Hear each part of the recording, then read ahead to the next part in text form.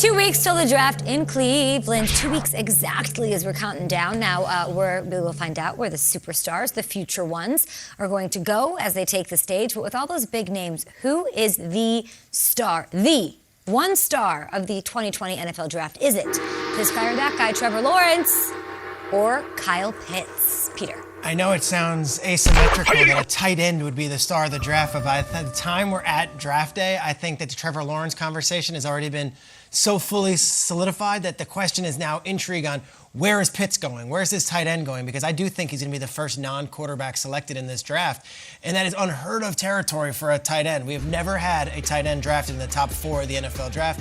We've only had 5 tight ends taken in the top 6 in the history of the draft. Wow. And this guy could go as high as 4 or 5 or 6. I cannot wait to see which team gets him. And if a team trades up to get him, that is going to be the wild card in this thing.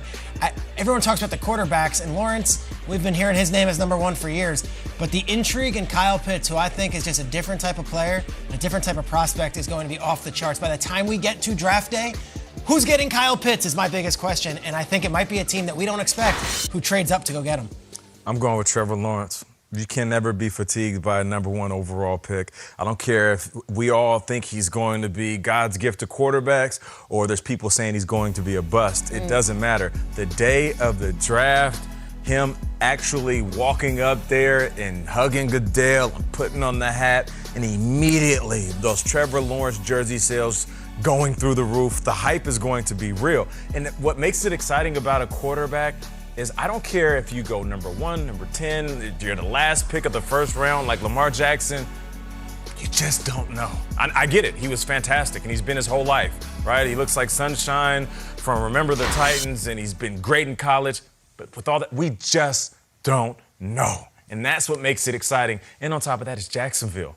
Like, this is an uphill climb for not only Urban Meyer, but it's also for Trevor Lawrence. And that's why he's going to be the superstar for a variety of reasons. It's pretty remarkable when you think about the fact that he's going to go number 1 overall, and it's consensus. There is no argument there. Not at all. Yet we talk more about the toaster that he got for his wedding registry than his actual play. And he's had a chance to be the brightest star of college football has on their stage, and he's never been that guy. So I'm with you. I'm going Kyle Pitts.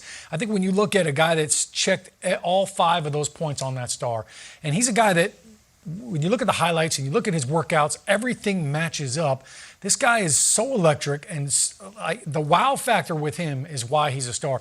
He's so good, Schrags. We're sitting here talking about the 49ers possibly taking him 3rd overall after giving up 2 first-round picks in future years. And it's not just reaching, like, it's legitimate, it's possible. Yeah, and talent-wise, it could happen. No doubt about it. His highlight reel is going to be ridiculous.